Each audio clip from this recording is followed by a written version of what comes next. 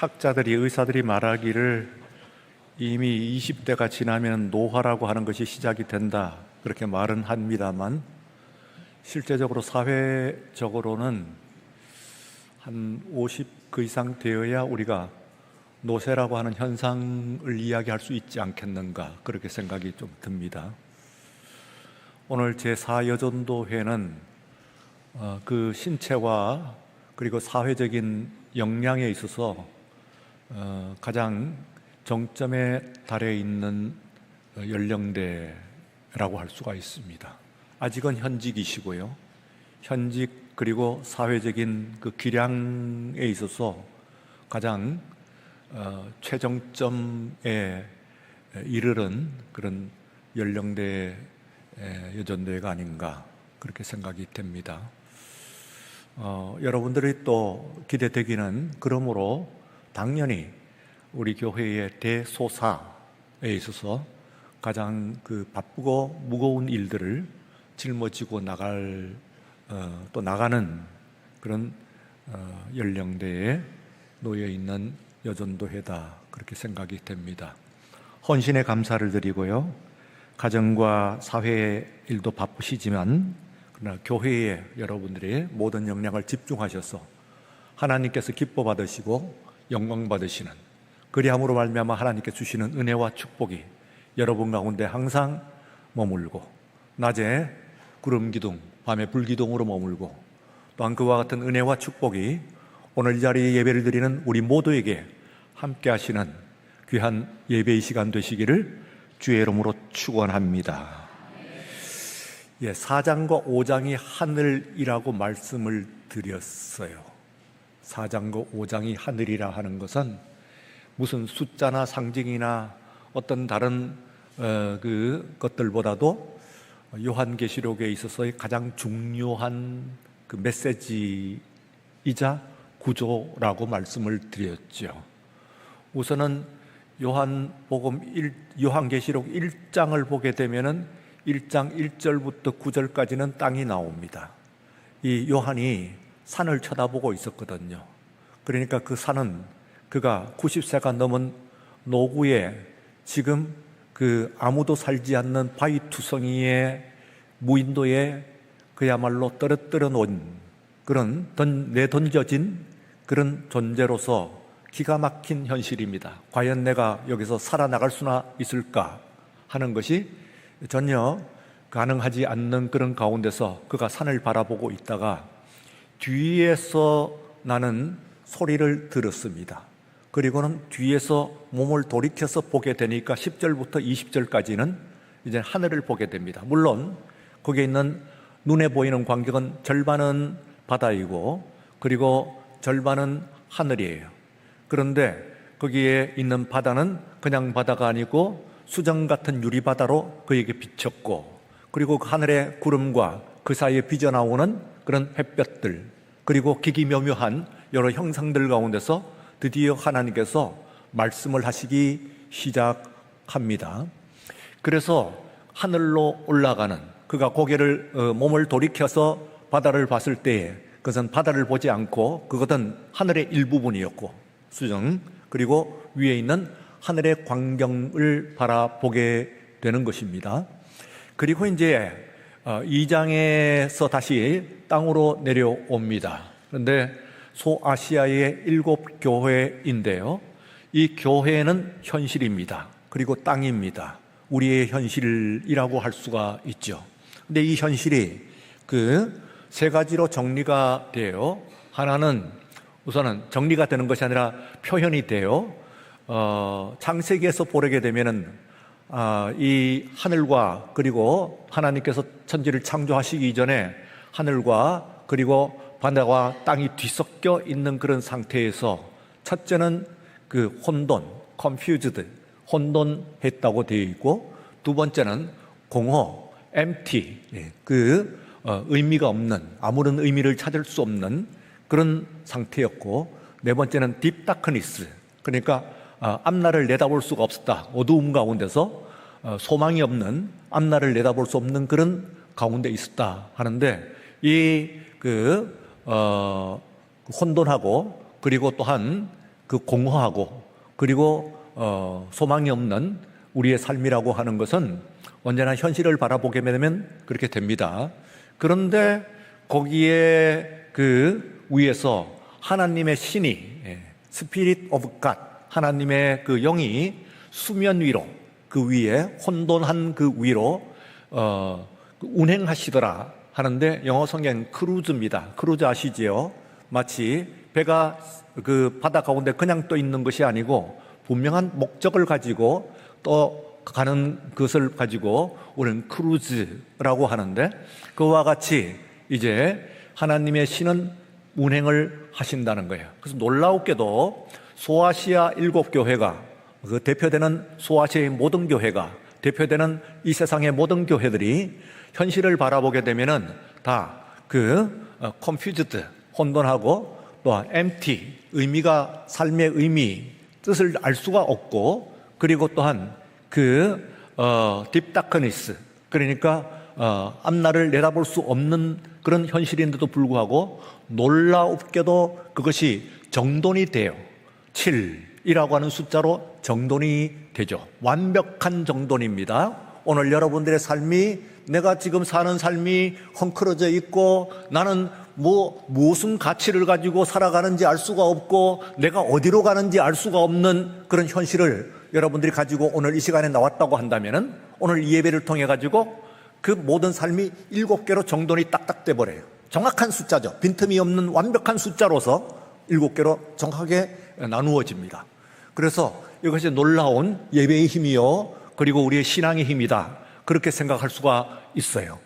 그래서 이 7교회에 얘기하라, 소아시아에는 7교회만 있는 것은 물론 아니죠. 10수개 교회들이 최소한 있을 겁니다. 그러나 왜 7교회냐, 나머지 교회는 왜 떨어뜨리느냐, 그런 이야기가 아니에요. 모든 교회가 다 들어가셔서 7으로 완전히 정돈이 된다 할 때, 하나님께서 우리들에게 함께 하실 때, 하나님의 신이 우리들의 삶의 표면에서 운행하실 때에 우리들의 삶은 비로소 질서정연하고, 그리고 또한 그 의미를 갖게 되고, 충만한 뜻을, 의미를 갖게 되고, 그리고 또한 내가 나갈 바 목표와 가치가 분명하게 보이는 그런 삶을 우리가 살게 되는 거예요. 7로 분명히 정돈이 돼버려요. 그래서 이 소아시아의 7교회는 각각의 교회들이 도전받은 현실과 문제가 있음에도 불구하고, 그러나 그 교회의 사자들 앙겔로스라고 그랬어요. 오늘 본문에 나와 있는 천사들과 똑같은 말입니다. 거기 있는 것은 사자들이라고 얘기하고 여기서는 천사들이라고 번역을 해서 그렇지, 원문은 똑같은 그 말을 쓰고 있어요. 앙겔로스, 이것은 하나님의 천사라고 하는 것은 하늘 위에만 있는 것은 아니고, 이 혼돈한 세상 가운데서, 교회 가운데서는 하나님의 보내신 천사가 있는 거예요. 오늘 그것이 담임 목사일 수도 있고 여러분 가운데 있을 수도 있고 누군지 모르지만, 그러나 오늘 동막교회 하면은 동막교회에 보낸 하나님의 천사가 있어요. 앙겔로스, 하나님의 천사. 천국의 하늘 위에 하나님의 천사가 있는 것처럼, 오늘 이것은 사람의 공동체가 아니고 하나님의 교회는 하나님의 천사가 이 가운데 있다, 그 말이에요.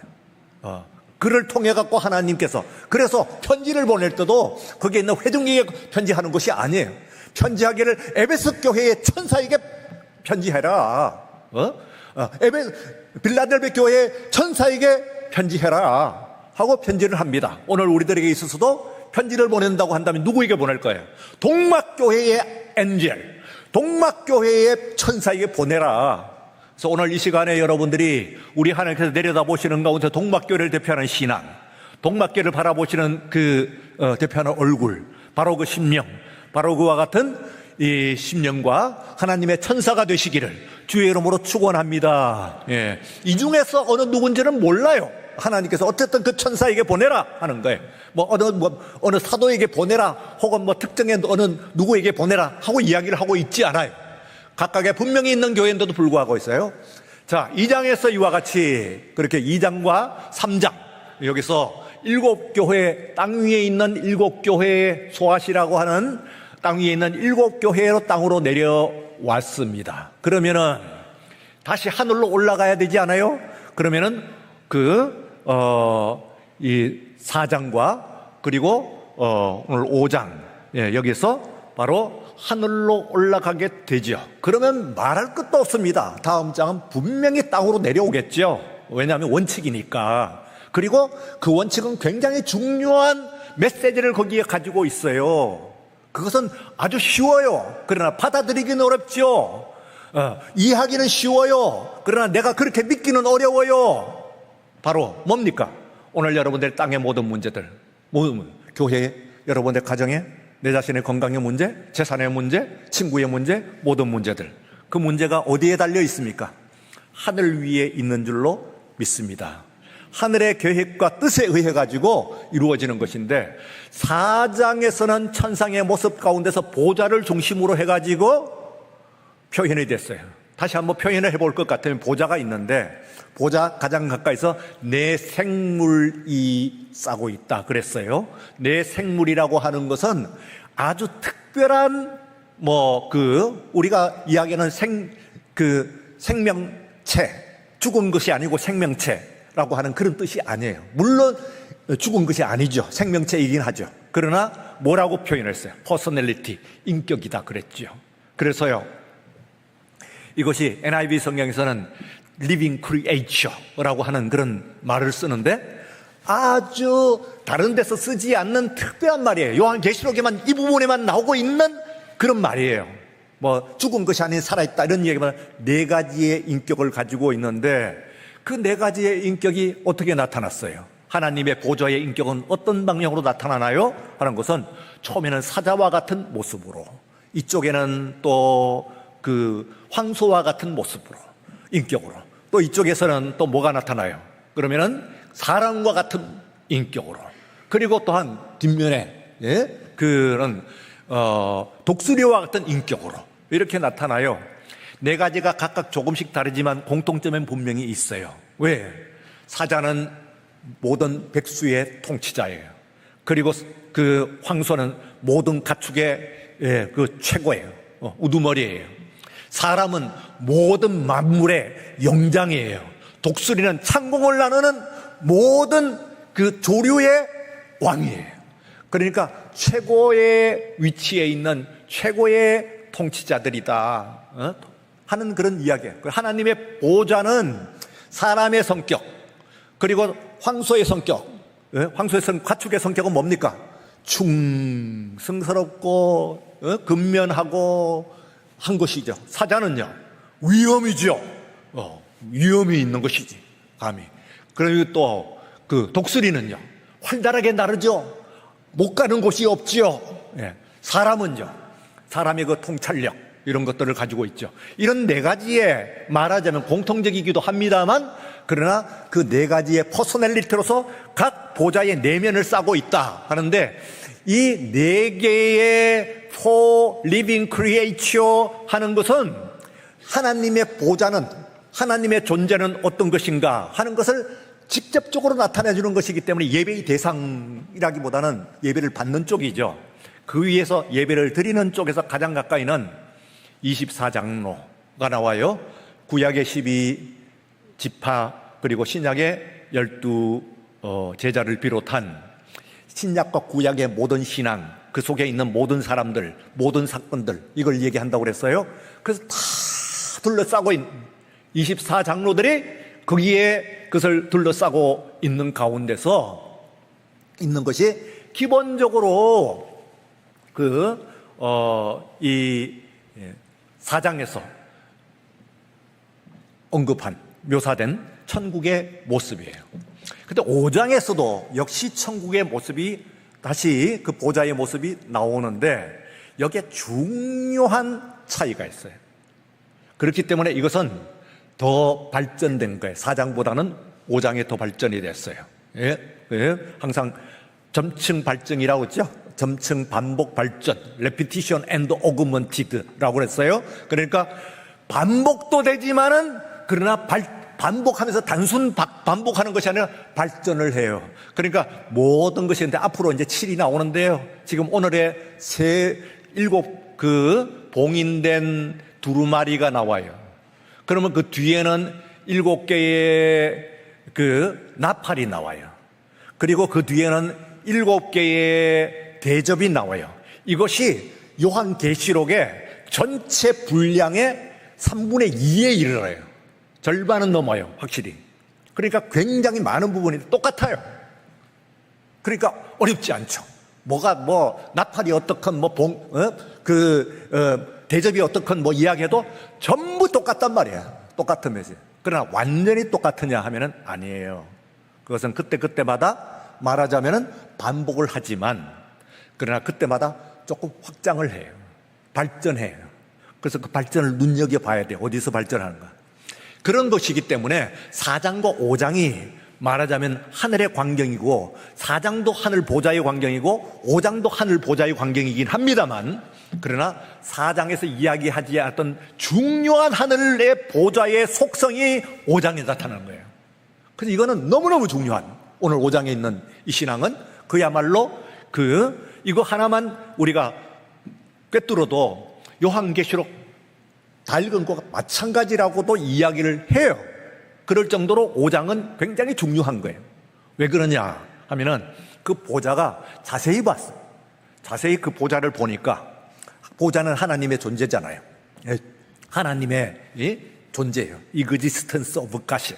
하나님의 존재가 거기에 있는데, 하나님의 보좌에 오니까 어린 양이 있어. 어린 양. 근데 7절에서는 사자라고 그랬어요.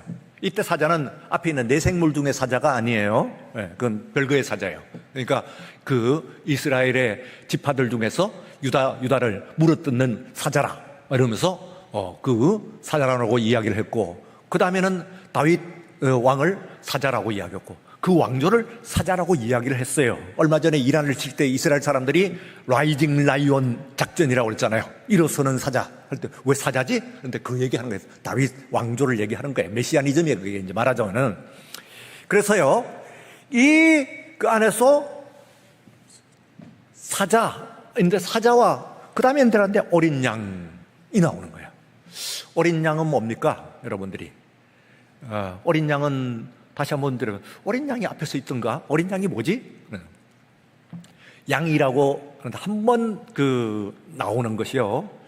요한이 했어요. 그것도. 이 사람이 저 요한 복음 저 앞으로 가면은 세례 요한이라는 사람이 이 말을 처음 써요. 예수님이 저쪽에 지나갔어요. 이쪽에 세례 요한은 이쪽에 있는데 제자들과 함께 둘러싸여 가고 있어요. 아직까지 예수님은 제자들 다 불러 모아오지 않으셨기 때문에 홀로 다니시는 거예요. 다니시고, 그러니까 한 명의 제자도 아직 예수님 주위에는 없어요. 근데 이 요한을 둘러싸고 있는 많은 제자들이 있어요. 요한은 수백 명의 제자들이 거느리고 있는 그런 사람이에요. 유명한 사람, 당대 유명한 사람이죠. 그리고 예수님은 새로 이제 루키야, 새로 나타난 그런 사람이에요. 그런데 이 세례 요한이 아주 의미 있는 말을 해요. 제자들에게, 옆에 있는 제자들에게.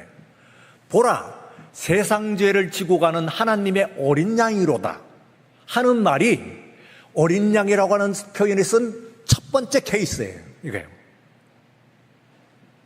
그러니까 그 어린 양이라고 하는 말인데, 이 요한 복음은 젊었을 때 쓴 거거든요. 근데 요한 계시록은 늙었을 때 90이 넘어서 쓴 거예요.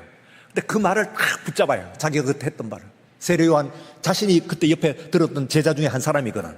세례 요한의 바로 옆에 있었던 그 말을 바로 직접 들은 제자 중에 한 사람이 요한이에요. 사도 요한. 그래서 이 사도가 그때 그 말을 캐치를 하고 있다가 이게 무슨 말인가 하는데, 오늘 본문의 요한계시록 5장에 그것을 반영을 해요. 아주 중요한 키워드로. 이걸. 그래서 오늘 여기에 있는 이 본문의 5장에 있는 말씀의 중심 단어는 어린 양이에요. 어린 양. 아로곤이라고 했어요. 영어로는 램이라고 그럽니다. 이게 말하자면, 이것은 정말로 어린 양. 여러분, 양은 가장 연약하고, 그리고 말하자면 좀 미련하고, 그리고 순진한 그런 존재 아닙니까? 그 다음에는 양은 하나님께 제사 드리는 대표잖아요. 그런데 이 양이 그 중에서도 어린 양이라는 거예요. 어린 양. 그러니까 이 어린 양이 보좌에 앉았으면은 뭐 사자나 독수리나 뭐 송아지 둘러싸고 있는 그 퍼스널리티는 그렇다고 그러는데 그 정작 그 보좌에 딱 앉아 있는, 물론 뭐 앉아 있다고 옆에 있다고 그러면 앉아 있는 거나 마찬가지. 보좌 그 자신이, 보좌가 보좌의 실체예요. 그것이 뭐냐면은 어린 양이라는 거예요. 여기에 질문이 있어요. 천사가, 여기에 나타난 천사가 질문을 합니다. 누가 이 봉인된 두루마리를, 봉인을 뜯겠느냐, 그런 얘기예요. 이 질문은 우리들에게 있어서 굉장히 중요합니다. 왜냐하면 이건 누가 이 세상의 문제를 해결하겠느냐, 그런. 봉인된 두루마리라고 하는 것은 옛날의 책은 말이죠, 이렇게 뚫뚫 말려 있어요. 그리고는 여기다 봉인을 했어요. 이 봉인을 뜯어버리면 이게 무효예요. 편지도 다 무효고, 만약에 왕의 칙령이라고 했을 때 왕의 칙령을 여기 봉인을 뜯게 되면 그건 사형이에요. 말하자면 이 봉인을, 이걸 펼쳐갖고 뜯게 되면은 이 안에 있는 내용이 비로소 나오게 돼요. 그걸 뜯기 전에는 그냥 이 종이만, 말하자면 뭐 가죽만 이렇게 있단 말이에요. 그러니까 이것은 아무도 몰라. 그래서 천상에 있는 것과 이 땅에 있는 것들은 이어져 있어요. 이것은 일단 여러분과 제가 다 가지고 있는 신앙입니다만 다시 한번 확인할 필요가 있어요. 이 세상에 있는 사람들은 이렇게 생각합니다. 이 세상에 있는 모든 것들은 가장 기본은 물질이다, 이렇게 생각하는 사람들 많아요. 그런데 우리는 아니다. 이 세상에 있는 것은 물질이 아니고 하나님의 말씀, 하나님의 영이다. 그 다음에는 그러므로 중요한, 오늘 여기에 있는 요한계시록 관련돼서 이 세상에 있는 모든 사건들, 일어나는 일들은, 해프닝, 일어나는 일들은 우연이라고 해요. 우연히 일어났다는 거예요. 그러나 오늘 우리들은 아니다. 하나님의 계획이다. 하나님의 뜻이다. 여러분 그거 믿습니까? 예, 여러분들이 내던져진 존재인데요. 누가 여기서 남자로 태어나고 여자로 태어나고 한국인으로 태어나고 이 시대에 태어나고 이런 모습으로 태어나고 누가 어떻게 선택을 했어요? 그러니까 사르트르가 얘기한 것처럼 우리는 내던져진 존재 아닌가요? 그런데 이렇게 되고 보니까 제가 남자고 또 이런 모습이고 이렇게 됐어요. 내가 내 자신을 그렇게 선택할 수 없어요. 우연인 것 같아요. 그런데 하나님의 엄밀한 그 중한 뜻이 있어가지고 하나님의 계획대로 모두가 이렇게 이루어진 줄로 믿습니다. 그게 이건가요? 아니 이렇게 나는 세상에서 좀 그러면 다른 사람들보다는 좀 부유하게 살았으면 좋겠고, 나도 뭐 이렇게 되면은 뭐 다른 사람 탤런트처럼 뭐 이 외모를 좀 갖춘 그런 사람이면 좋겠고, 왜 이런 모습으로 저를 내던지셨나요? 그건 우연 아닌가요? 저 사람은 저렇고 나는 이렇고 뭐 하는데 어떤 사람은 태어나서 보니까 뭐 천재고 어떤 사람은 태어나니까 탤런트고 이렇습니다. 네. 아니에요. 하나님의 계획과 뜻이 있는 줄로 믿습니다. 그런데 그것이 나쁜 뜻이 아니에요. 구원과 축복의 뜻이에요. 지금 지상에 있는 7교회를 포함한 7교회 모든 교회 다 들어간다고 그랬으니까 지상에 있는 그 당시의 교회는 잡히면 죽는 거예요. 잡히면 죽어. 앞에 있는 서신서들이 있을 때는 그 정도는 아니었어. 그런데 요한계시록이 기록될 이때는요, 이거는 네로 때야. 그러니까 잡히면 죽는 거예요. 그러니까 극심한 성경 기록되어 있는 중에서도 극심한 대대적인 박해가 교회에 내려와 있는 그런 때예요. 왜 이렇게 나는 혼돈한 시대에 앞날을 볼 수 없는 이런 상황에 교회가 던져져 있나요? 아니라는 거예요. 이 세상의 교회는 7교회로 착착착착착 나눠져요.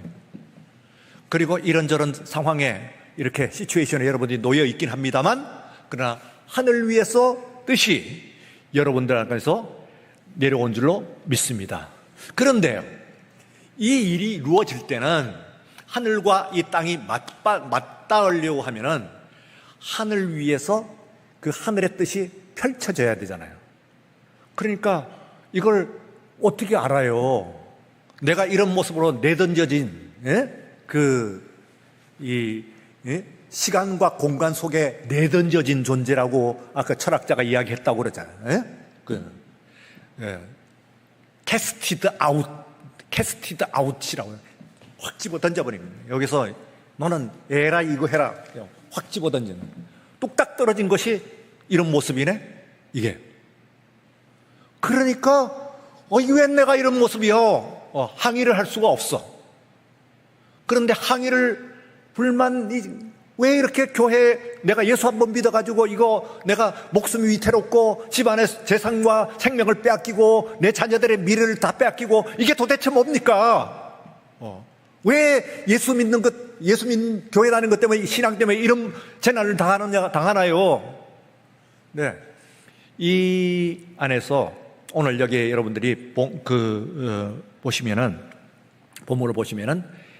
봉인을 일곱 개 이제 책이 있는 것이죠. 두루마리가 하나씩 떼면서 나오는데 좋은 게 없어요. 좋은 게 없어. 재난이 오고, 이런 재난이 오고, 기근이 오고, 전쟁이 오고, 역병이 오고, 막 오는 거예요. 자연재해가 쏟아지고. 이거 뭐야 도대체? 왜 세상을 살아가는데 100년 만에 폭우가 쏟아지고 재산이 떠내려가고, 이게 왜 그러냐? 도대체 하나님 계시면 어떻게 이럴 수가 있냐? 다 헝클어져 있잖아요.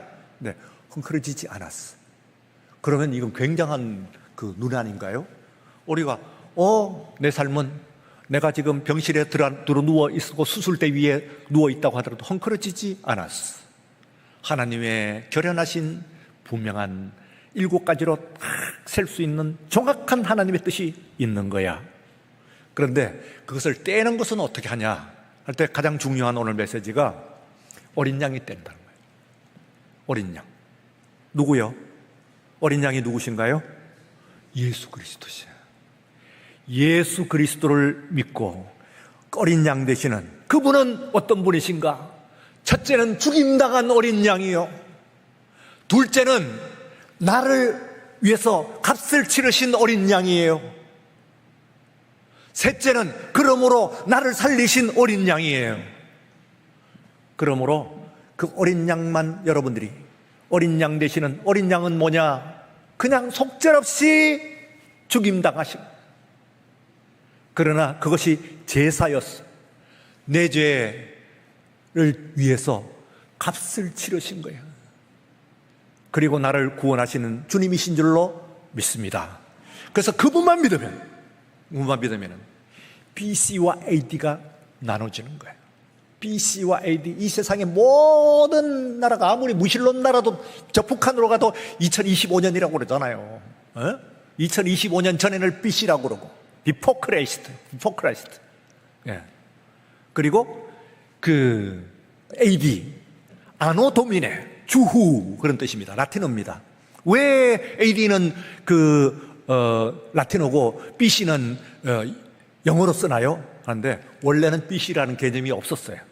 그냥 예수님 그때를 기원으로 해갖고 그때부터 기원을 쳐나갔는데, 역사를 나중에 정리를 하자 보니까 예수님 나시기 전 역사도 그때부터 거슬러 올라가면서 칠 필요가 있었던 거예요. 근데 그때는 라틴어 세상이 아니고, 그걸 처음 만들 때는 라틴어 세상이었는데 그 다음에 영어 세상이 된 거예요.